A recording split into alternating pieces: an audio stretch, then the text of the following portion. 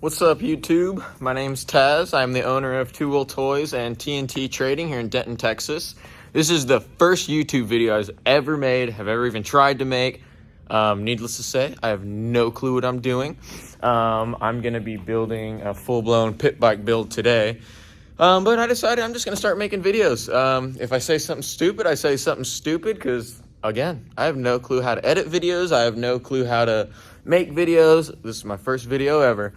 What to expect on the channel. Like I said, I own a motorcycle shop. I also own a shop where we buy and sell and restore old classic cars. I'm big into Jeeps. We do a lot of four-wheeling. I'm big into old school Harleys. I stunt supermotos.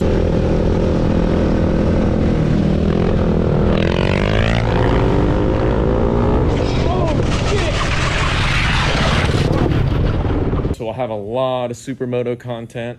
That's my personal KTM 500 that I stunt the shit out of. Drag those bags, but drag that tail. I stunt Harleys too, so obviously that's where I got to drag those bags from. Got me a little three-wheeler. Anyway, I do a lot of pit bike stuff, things to expect on the channel. I'm gonna have a old school Blazer I'm gonna be restoring, lifting, making it into a mud truck. This thing, I actually just rebuilt the motor. I should have taken more videos and pictures of it, but I didn't. Well, that can't be good. Oh shit. That's really not good. I'm not happy about that.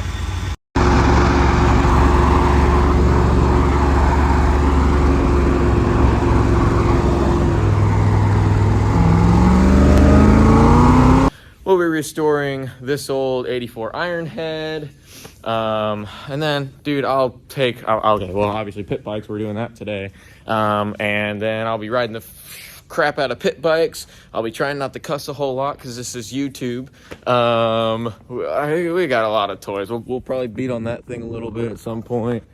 There's more stuff over there, but anyway, yeah, so see a lot of burnouts, a lot of crazy builds, a lot of things going fast, a lot of wheelies, and I will try my best to not be an idiot and not make this video boring as hell because I don't know what the hell I'm doing. Now, when it comes to building motors, I know what the hell I'm doing. Can you even flip this around while you're recording?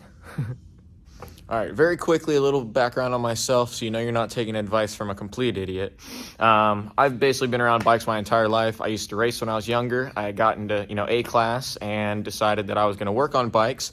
I ended up getting a job at a dealership. I was head tech for multiple years. I've worked at Harley dealerships, KTM, Husqvarna dealerships. I've done just about anything. I started doing muscle cars on myself. I've done full motor builds, all kinds of stuff. I've done thousands of full motor builds on bikes.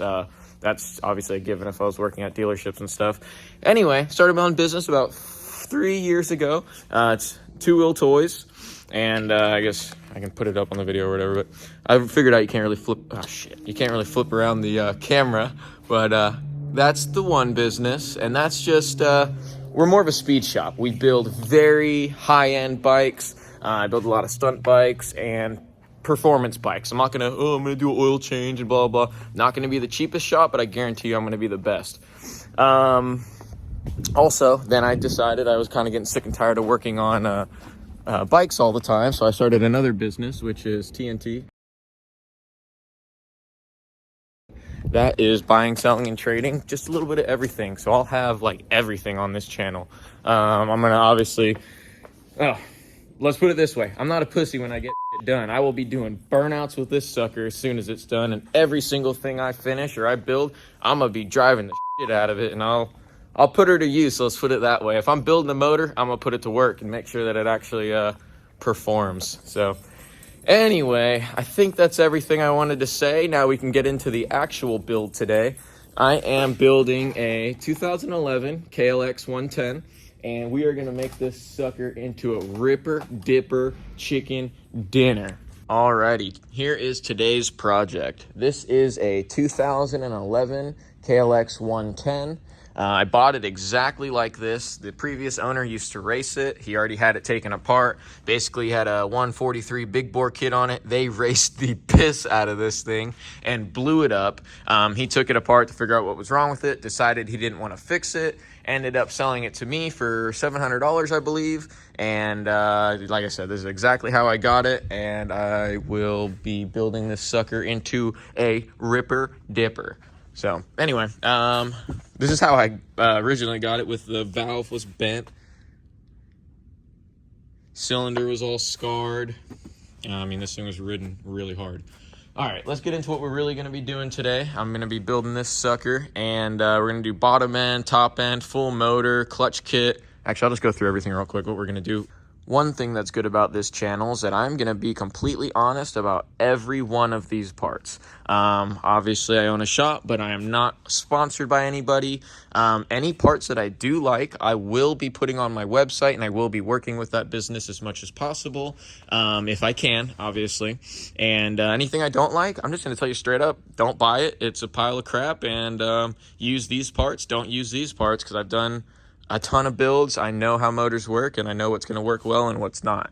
So anyway, let's get into what I'm going to be doing. I'm going to explain all of the parts, show you exactly where they came from, you know, and then we're going to do a just full build, show you exactly how to build a full-on stroker big bore KLX 110 that freaking rips and it's probably going to kill me. And then we're going to go ride wheelies and see if I will hurt myself. I'm going to hurt myself on it after I build it. So just stay tuned for that. All right, so let's get started with the actual throwdown of parts. So first, I'm going to be doing a stroker crank.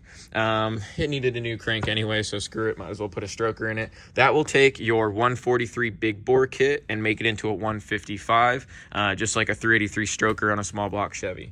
Luckily for me, all of the instructions actually came in Japanese, so you know, that's pretty good. No, it's not a big deal. I'm not worried about building these.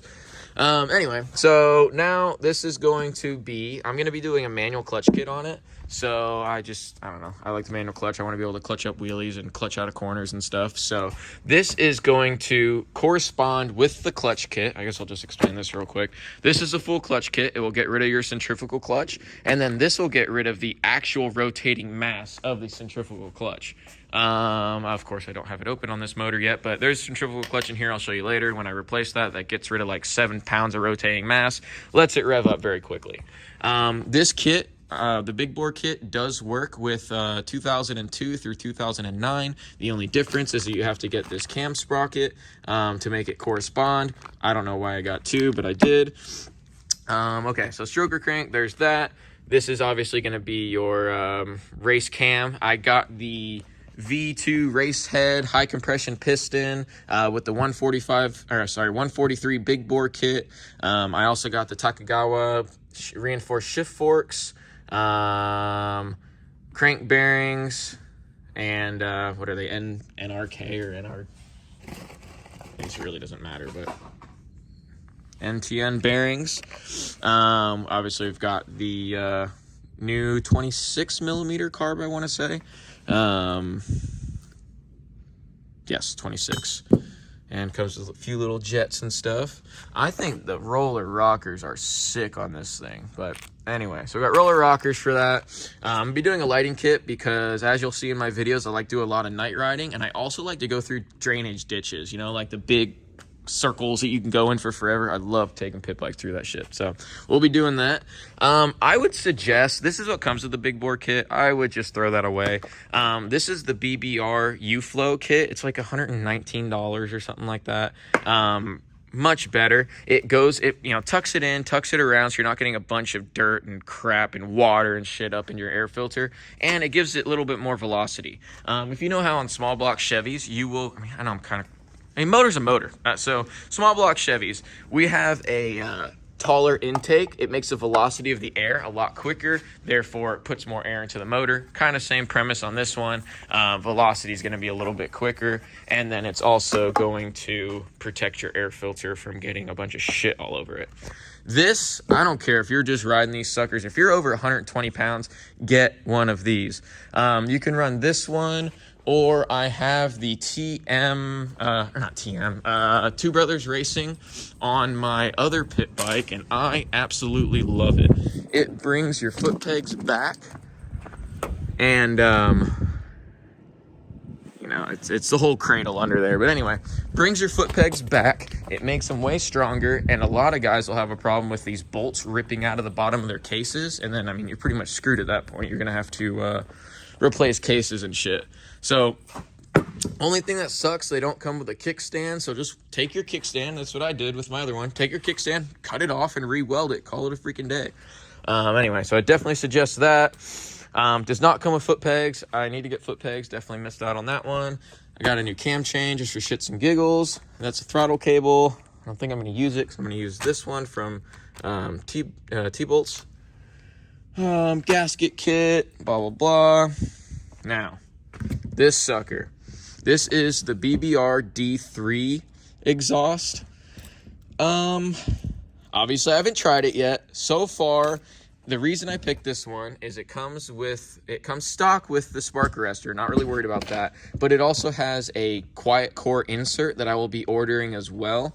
The biggest reason I ordered this one is because I thought it came with the quiet core insert because it has the little bullet points. Well, if you really read it, it doesn't come with the quiet core insert. It's another $80. So I mean, it might be worth it, it might not. I'm going to put this on this motor and then run it straight and then run it with the quiet core insert, see if it's actually quieter, and then see if it kills any power. Because what they swear is that, oh, it won't kill any power and it will make it a lot quieter, almost as quiet as stock. So once I get this sucker done, I will obviously be doing a review video on every single one of these parts.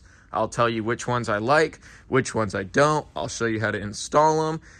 And then once it's done, I will show you from a stock, I mean, pretty much stock, KLX into a ripper. And I will obviously take her on some rips, and then we'll get some pit bike videos and see if I can't hurt myself. So let's get into pulling this motor out of the frame. And I think I'm going to split cases, and then I will get back with you.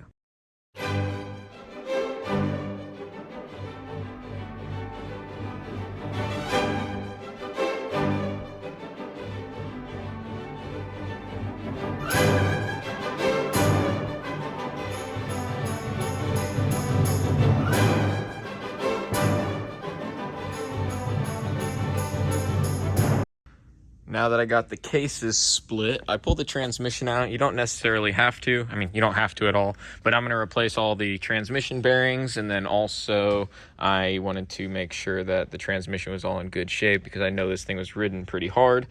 Be careful with this little spring-loaded nipple for the neutral safety switch or whatever. That will fall out, and then put the little spring. These dowel pins obviously will just normally fall out. I was right saying this motor was definitely ridden pretty hard. I'm gonna have to clean all that out, and I'm gonna press the new bearings in, put the new crank in, and I would not suggest using this giant hammer to split the cases like I was and beating the crap out of the crank. I knew it was gonna mushroom it, but honestly I didn't give a shit because I am putting a new crank in it anyway. Well, now we get to make a quick tutorial on what to do if you have a stupid Phillips head bolt that's stripped out inside of your motor to change out your transmission bearings. Obviously I tried to heat it up. All of these have red Loctite on them before I even tried to get it out. It's stripped. I'm gonna try and put a flat head in it, and if that doesn't work, I'm gonna drill it out and see how that works. So all I did was put a little flat head in it with this, I don't know, air grinder. I don't know what that thing's called. Anyway, and then I'll take a punch, throw an 8mm wrench on it. I probably won't use this part in the video.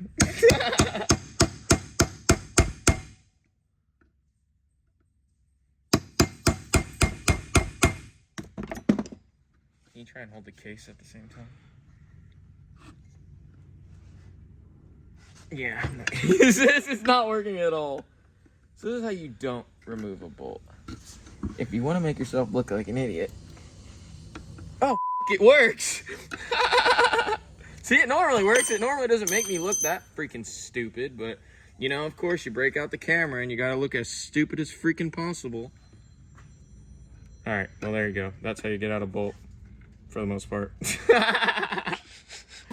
Got both cases in the parts washer, getting them all cleaned up and getting all the crap out of them. I always use a little razor blade to get all the old gaskets off, and then I just use a wire wheel, or a wire attachment. A lot of people frown on that, say, oh, you're gonna mess up your mating surface, blah, blah, blah. I've been doing that for years. I've built a lot of race motors, mod motors, have absolutely no issue whatsoever. Gets them pretty much clean and is way easier. The other option is taking the razor blade, just scraping the crap out of it, which is easier to gouge the surface than to just use the wire wheel anyway. So anyway, I'm gonna clean these up. I'm gonna press the bearings in. So the only transmission bearing that's gonna be a pain in the ass, all these transmission bearings, obviously flip it over, grab you a punch, you know, take the little, whatever, Phillips out beforehand and punch them out. Now, this transmission bearing is a pain in the ass. You'd think you'd use a blind bearing puller like this to get it out, but these don't work. Well, at least on this bearing. So, what Kawasaki did is if you flip the cases over and there's a little incest. There's a little recess is what I meant to say, but a little hole is really what I was supposed to say. Take your little punch, put it on the edge, and just tap it. And just keep tapping it, and it will slowly push the bearing out. And I just push the bearing out that side. Now, the only thing you got to worry about putting the bearings in, there's a very easy way. Get it hot. Get you a bearing driver. You can use a socket if you want to. Just don't put the socket on the actual bearing material. Try and get it on the outside.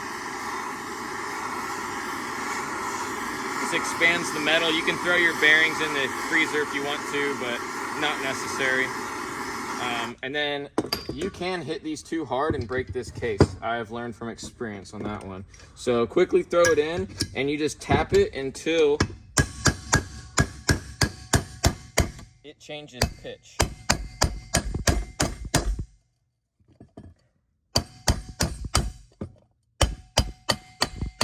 Here it changed pitch. So right there is completely seated. If you keep smacking on that sucker, you'll have, I mean, this isn't a good example, but it'll break and crack, and I've had that happen multiple times. Actually, here's a good example of that. Those little things will pop off, and then you're up the creek. So anyway, I'm gonna push all these bearings in, put all the seals in, throw the transmission back in, and then I will be back with torquing the case and putting the crank in and all of that. All right, so I got the transmission and the crank in. You wanna put it on the side with the oil filter on it. Build everything in this side. Do not build it in the other side. It'll make life a lot harder. Another thing you want to keep in mind with these 110s is that your crank bearings are on the other side of these sprockets. So when you press this thing on, you can't hit this with a hammer and whatnot. So you're going to take a torch, get the part on the case very hot, and then it should just slide right in. I should have got it on video, but I got it hot and this one just slipped right in. I didn't use a hammer at all, and that's the way you need to do it. Do not be beating on this crank with a hammer. Normal motors, you can throw the crank bearing in, hit it with a hammer, then throw the crank in, but these KLX 110s come with, you know, the bearings already on them. You can pull this crap off, but I'm not doing all that. I got a new crank anyway. Anyway, so with the transmission, I use the Takegawa shift forks, or shift pins, I guess is what they are, normal shift forks. And then this side's a little bit bigger. That goes on this transmission shaft. The shift fork is. Now this shift fork's a little smaller. That goes on this side. You can't mix them up. And then you got your pin in the shift drum on the top on this side, on the bottom on that side. And yeah, it's easy enough. Transmissions are not freaking hard. Everyone makes it seem like it's a big deal. It's not that big of a deal. So these motors and most motors don't have a center case gasket, so you have to use RTV. RTV everything, don't get crazy. Do not RTV where these two little ports are. That is where your oil passages will be, and there's O-rings right there. If you put RTV around it, you'll get oil, or RTV in your oil passages. It'll get all clogged up and shit, so don't do that. Technically, do a very little bit here. Really, the only thing it's going to leak is it can go through that bolt hole, but not necessary. And then don't go crazy. Like, you don't got to put a whole hell of a lot. Just put a little bit around, you know, make it seal enough, and it'll be fine. You don't got to freaking lather that shit on there. All right, so we got the clutch in, we got all the shifting in, and we got the Takigawa, I guess, centrifugal clutch delete kit on. And really, all of that's pretty much straightforward, nothing too hard. You're gonna remove, leave this piece out. This came with the clutch kit. I'm not 100% sure where that goes yet. And so now I'm going to be doing the manual clutch kit, so that's why I'm leaving all of this stuff out. There's another piece with the 3 little balls on it. I don't know where the heck it went, but it's on the floor somewhere. You take that out as well. And so now you've got this completely different case that you're going to use if you're doing a manual clutch kit. And be sure to clean this shit out before you put it on your bike, because it is full of freaking metal shavings. I'm not sure why they send it like that. Also has no directions whatsoever, so I'm assuming, well, not assuming, this is going to go in here, and that's just going to press on that clutch right there. And remember to take this little seal out of this one and put it on this. All right, I haven't really been recording a lot because I feel like most of this is self-explanatory, but obviously I've got the flywheel on, got all the electric start stuff on, got the case on the other side, got that all cleaned out, just threw the piston on. Obviously make sure the intake is the right way, exhaust is the right way. When you're putting in these little pins, or these little clips, I would throw a towel in here. All right, guys, so it is the next day. I had some stuff to do last night, so I did not finish, but we will get this thing buttoned up here in a second. I'm going to be showing you how to set the, build the head, set the valves, adjust the valves, set the rockers and stuff, and we'll put the cam, set timing and all of that. All right, so how you're going to know if you're at top dead center is you're going to turn the cam. After your intake valve opens and closes, the next time, rotating it, I guess it would be clockwise, the next time that this mark comes up is going to be top dead center. When it's going to be, pointing that little mark. Now, when you're putting the cam in, the little B for T-bolts or whatever, their little logo, put that at the very top, and that's pretty much going to be top dead center on that one. All right, to set the clearance on these valves, obviously set it to TDC. On this motor, they are both 0.003 of an inch. Intake and exhaust are the same clearance. Most motors have different clearances on both sides. But you can throw, let's start with 0.5. This is a 9mm is what I'm using. It's got this little square on the top. You can turn in, hold the lock nut, and then slowly tighten there. That's about perfect. It's got a little bit of drag. I'm gonna do a little bit less just for the simple fact of these are brand new valves and they might tighten themselves up a little bit. Gonna be fine. So do the same on the other side and make sure it stays at TDC, and then that's all you do to set the valves. One thing I do not like about these big bore kits is that they do not come with the collars for your, to basically align everything. It makes life a lot more difficult because then you got to pull them out of your old head. And like on my case, someone's already been in here, so mine was missing one. So now I'm missing a alignment dowel, I guess it would be called. And then try and pull them out of here without messing them up. It's very difficult. So that is definitely one thing I do not like about the big bore kits. All right, now I'm going to be torquing the head. The 4 head bolts at the top are 16 foot-pounds.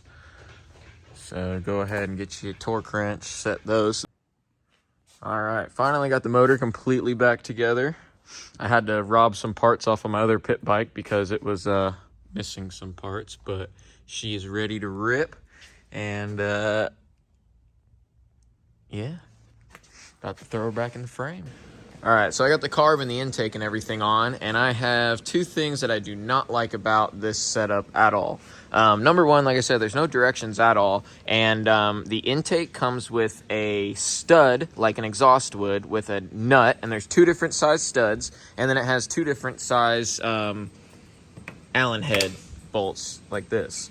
And so on a 2010 and newer, you're gonna have to use the longest stud on this side, then wiggle it all in there, put the nut on. Once you have the nut on, then you can put the other side in. It has to be the longest little Allen head bolt over there. And anyway, it's just, there's like multiple different ways you can do it, and there should be instructions. It kind of took a little trial and error to get that happening.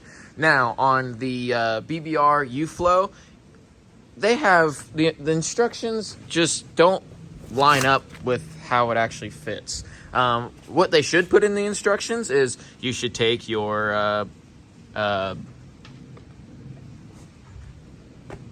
spark plug coil. Wow, I don't know why I just spaced on that. Your spark plug coil, and move it from this hole to the very back hole. Then it fits like it will now. You'll have to bend this bracket a little bit, and otherwise the coil's right here, and I mean, you can't use that bracket, and it sits really low. It sits on the motor, and it just fits like shit. The other thing I don't like is it should come with a bracket that holds the fender, or the fairing, because once I put the fairing on, there's nothing that's going to hold this bolt, and it's going to want to fly off when I'm you know, riding down the road or whatever. They do sell an aftermarket one, but that should come with the kit. There's no reason it shouldn't come with the kit. Other than that, I mean, everything else is pretty self-explanatory. With the clutch kit, I don't like that the cable is super freaking long. I'm gonna have to reroute that because it's extremely long. But yeah, other than that, it all went together pretty well. So we got her just about back together. This tab was broken off, so I had to re-weld that on. And started it once, started after a few kicks. Seems like the battery doesn't really want to turn over the motor anymore, probably the high compression stuff. And yeah, when I kick the Kickstarter, sometimes it's like the clutch slips, so I'll have to figure that out. So it's been a few days since my last video. I've done the break-in process on this motor, and I've run into a few issues that I'm going to discuss really quick. I left the stock clutch in it with the obviously all the work I did to it, and it slipped like crazy. I mean, you barely got into the gas and it would slip. So I ordered the T-bolts, high heavy-duty clutch, blah, blah, blah. Comes with clutch springs, new clutch pack, and clutch plates as well. And put that sucker in. Now, when you put the clutch pack in, the heavy-duty clutch pack, if you're going to run a manual clutch, take 2 of the springs completely out. 2 of the springs and the bolts. I forget. I want to say there's 6, so only put 4 springs in, because holy crap. Like, this is with 2 of them out, and it doesn't slip. It works great, and it's pullable. With all of them in, dude, I could barely pull this sucker. The other thing, the clutch was slipping really bad. If your Kickstarter on your KLX 110, you go to kick it over and it feels like your motor isn't turning over, it's just like the Kickstarter's slipping, that's actually your clutch slipping, so you'll have to adjust your clutch. Another thing is that the electric starter does not want to turn over this motor now, especially when it's cold. I'm going to start it here in a second, and it is already warmed up, so don't get, well, I don't go, I'll bounce it, or, man, I can't cuss on this thing. I don't give a damn. I'm gonna bounce it off the limiter and stuff. It's mine, but it is warmed up. And like I said, I've broken the motor. So sometimes the electric start will work when it's cold, but I doubt it. Oh yeah, now it'll work just fine. Of course, because I'm recording. Normally it just stops. I did put a new lithium-ion battery in there as well.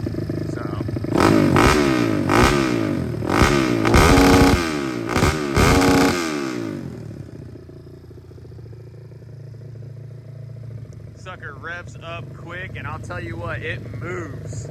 I'm about to rebuild the front forks on it because the forks are just trash. I put a new chain on it, and then I put new suspension on it as well.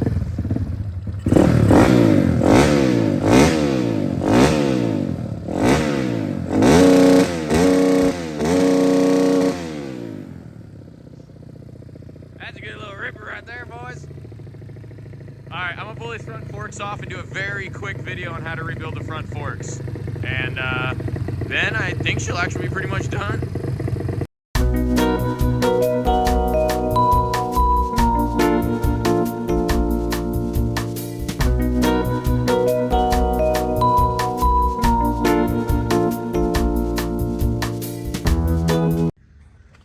So I went ahead and threw a light bar on it, and man, that sucker's bright. It was actually very easy to install, so I would suggest getting one. Haven't ridden with it yet, but so far I like it. All right, so I pretty much am done, got it on its ride. Freaking rips. The only thing I'm gonna do now is insert the, or put the quiet core insert for the BBR exhaust. And this is before, just straight BBR exhaust. You'll see how freaking loud it is. Well, I guess I already put a video on how loud it is, but.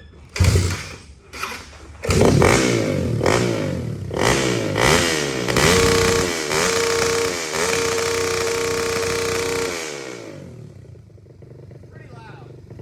I'll put the other insert in and I'll show you how quiet it is. Well, I haven't tried it yet. It might be loud as still. So I threw that new, God, what the is it called? Quiet core. Quiet core, man. All right, so I threw that quiet core insert in there, and now we'll see what it sounds like. Way quieter.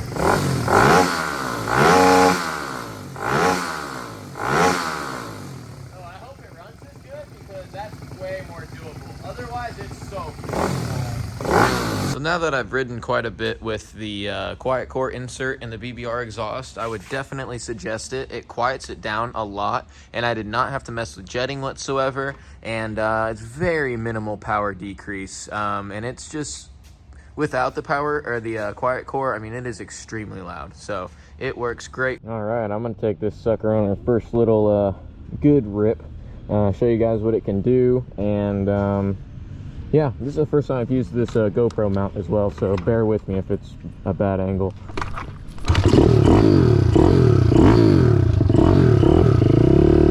This little sucker definitely ripped, I'll tell you what.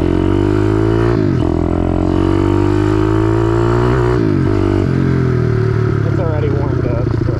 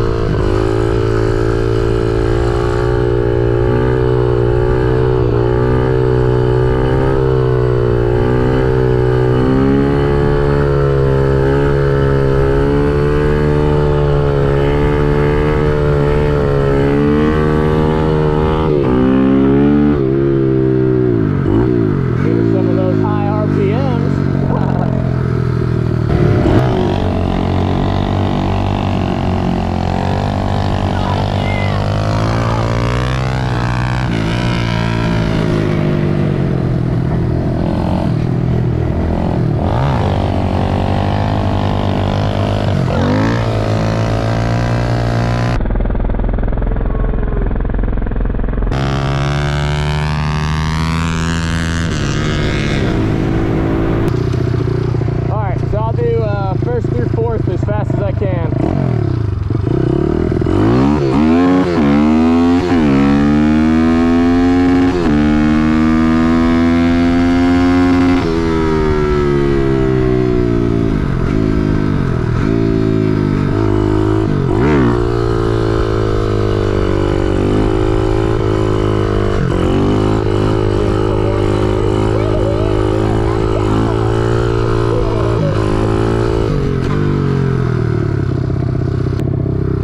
For a rip down 380? I think, yeah.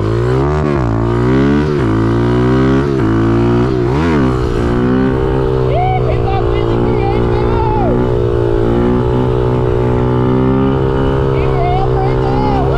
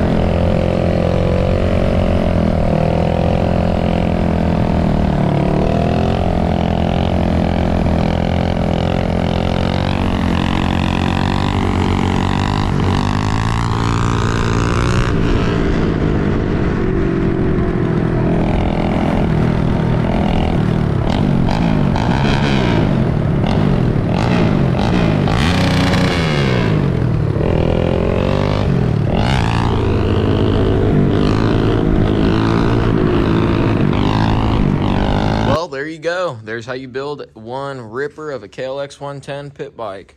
There's a few things I want to go over real quick that I'm not a big fan of. The Two Brothers Racing foot peg girdle, in my opinion, is much better than the BBR foot peg girdle. I have the BBR one on that bike, and I have the Two Brothers Racing on this one.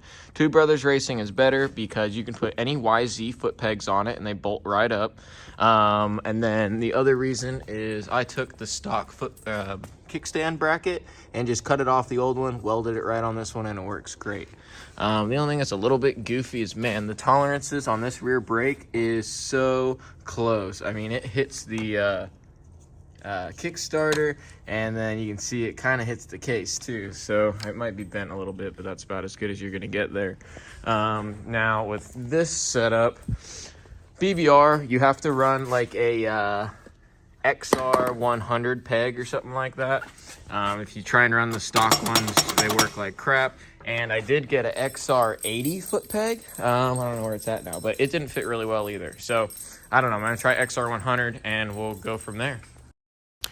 There you have it. That's a conclusion on my very first video. Hope I didn't bore you guys to death. And if you want to get any of the parts that I used in this build, you're welcome to get them on my website. I'm slowly building the website, so it will get better and better. It's not that great right now, but I will be putting a lot of new parts on there, and anything I build, I'll be putting links and stuff on my website on how to get it through me.